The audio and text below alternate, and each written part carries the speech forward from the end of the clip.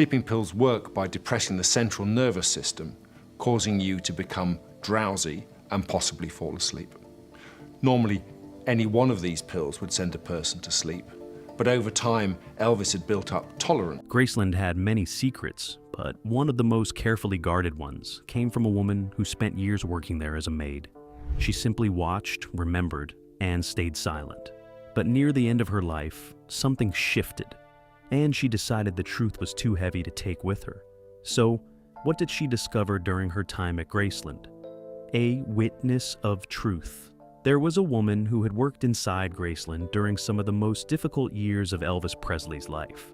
She had been there when the mansion was full of noise and movement, when visitors came and went at all hours, and when the man at the center of it all was slowly becoming someone very different from the person the world believed him to be. For decades after leaving that house, she said nothing. She gave no interviews. She made no public appearances. She did not reach out to journalists or authors or documentary filmmakers, even as the years passed, and the world's appetite for Elvis stories never faded. She simply lived her life quietly, far from the spotlight that had once surrounded the place where she spent so many of her working hours. She had started working at Graceland as a maid when she was a young woman, at a time when the estate was already one of the most famous private homes in America. The job had come to her through a connection she had in Memphis, and she had accepted it with the kind of determination that defined her approach to everything in life. The work was physical and demanding. The house was large, and keeping it clean and organized was a daily effort that required early mornings and long hours.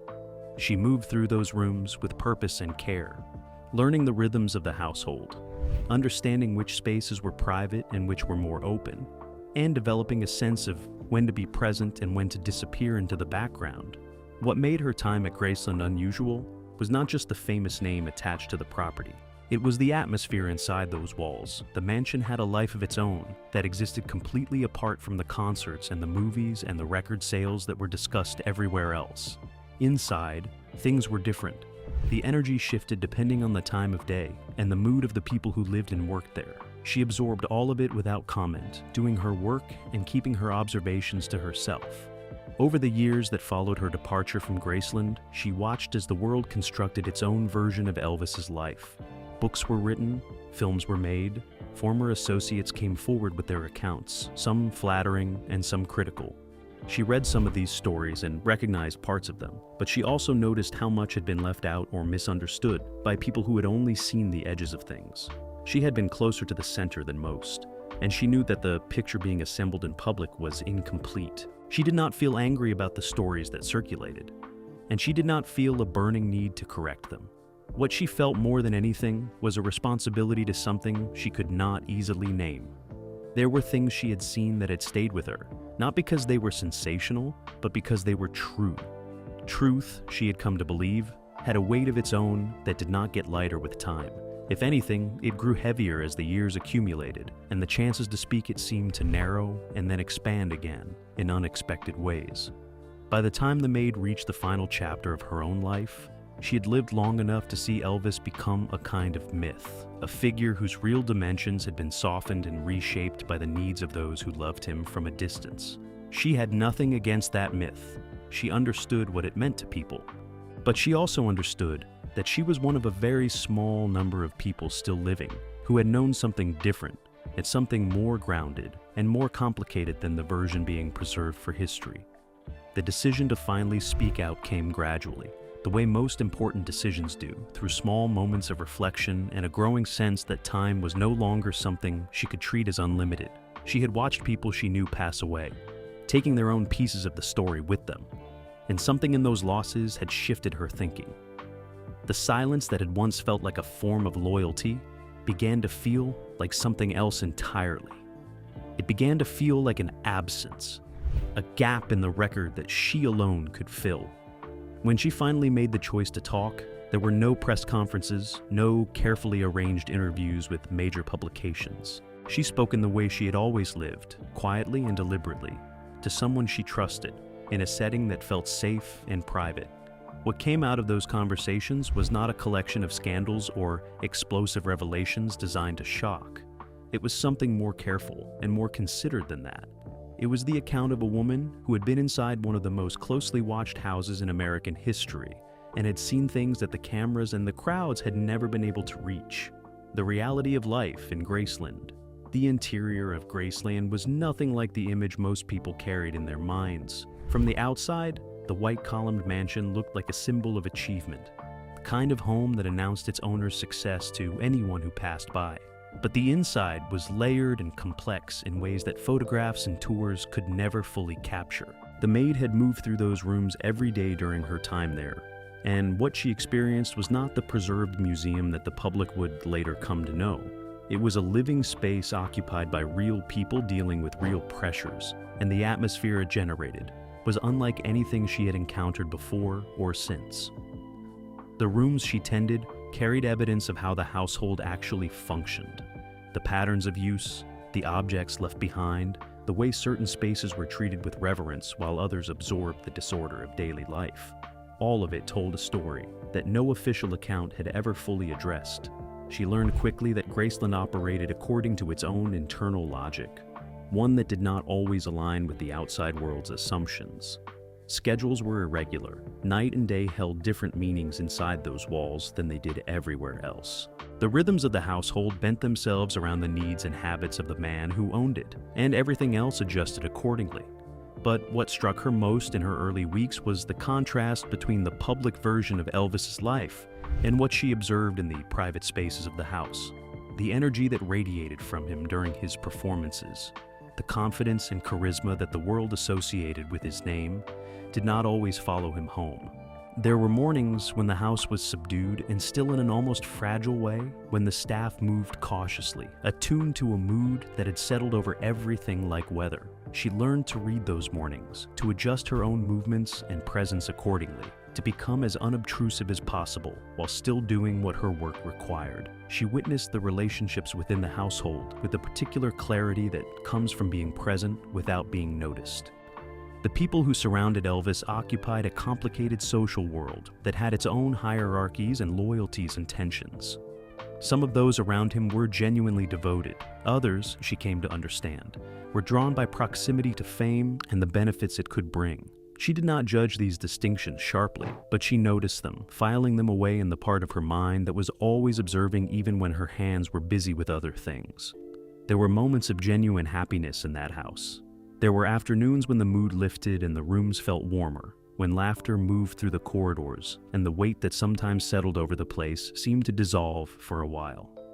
These moments were real because they told a fuller story than the one that often dominated discussions of Elvis's later years. The man she observed was not a simple figure, not a person who could be reduced to a single narrative of decline or excess. He was more contradictory than that, more human. The physical state of the house told its own story too. Certain rooms showed signs of habits that had taken deep root over time. There were patterns in the way things were arranged and rearranged, in the objects that accumulated and the ones that disappeared, that pointed to a life being lived under increasing strain.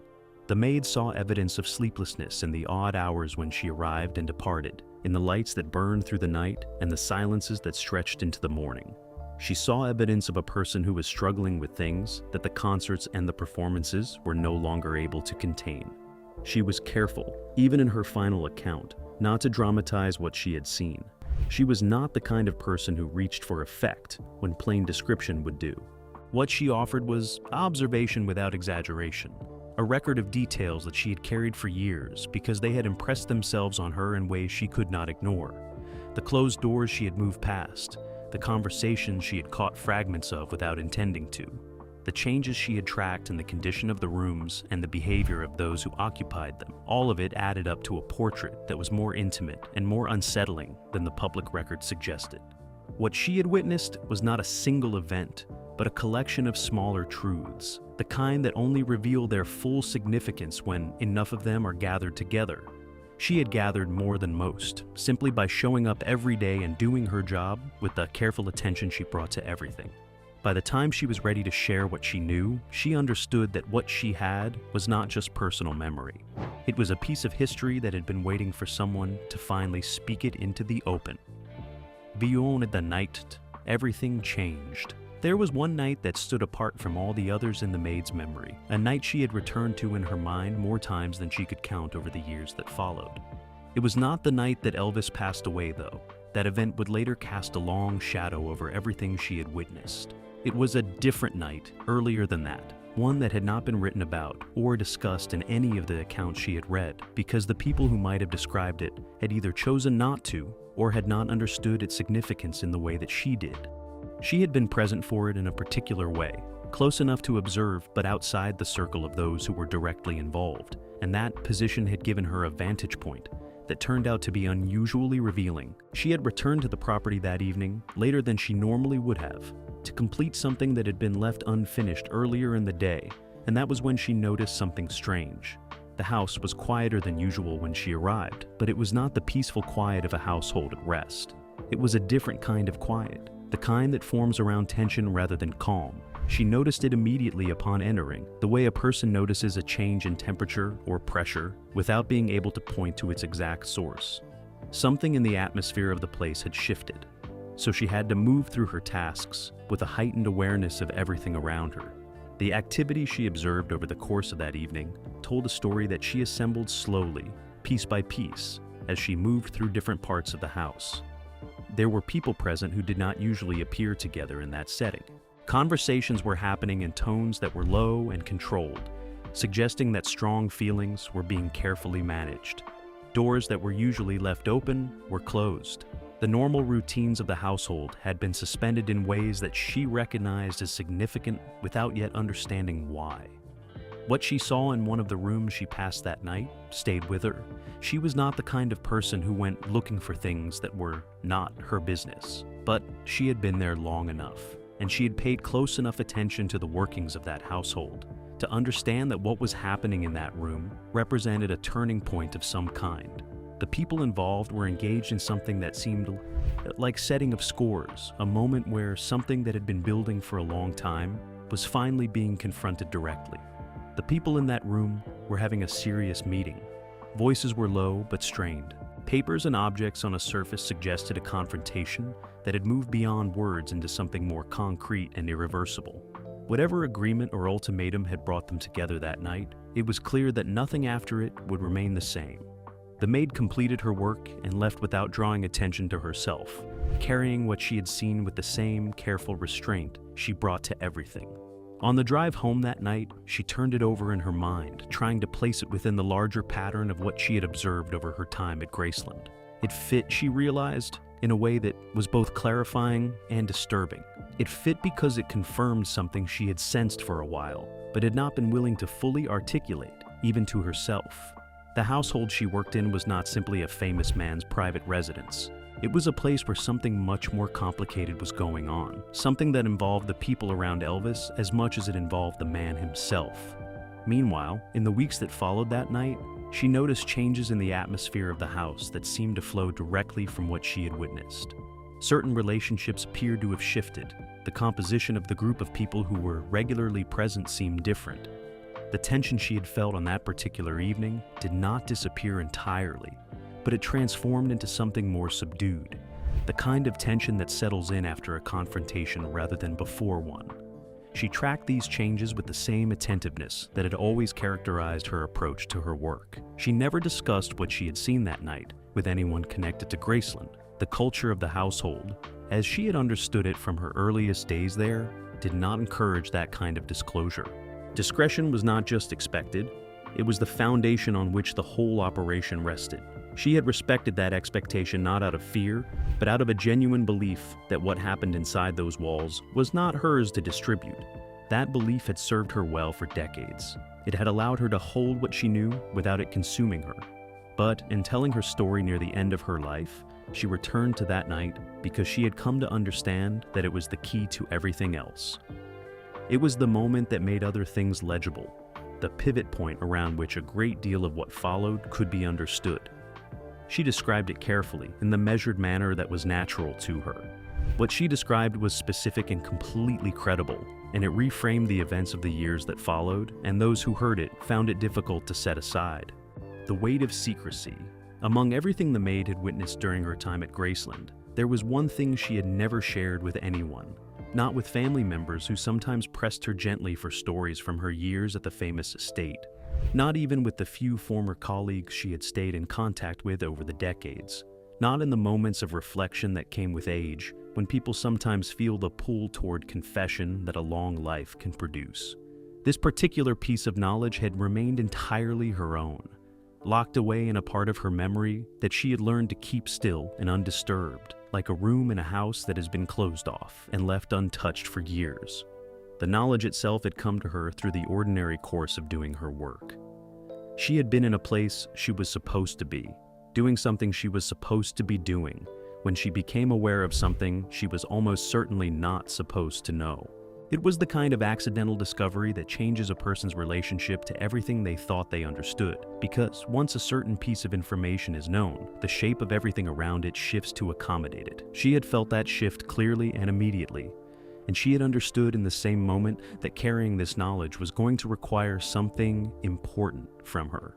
What she had come to know involved the inner workings of the world that surrounded Elvis during the period when his health was in visible decline.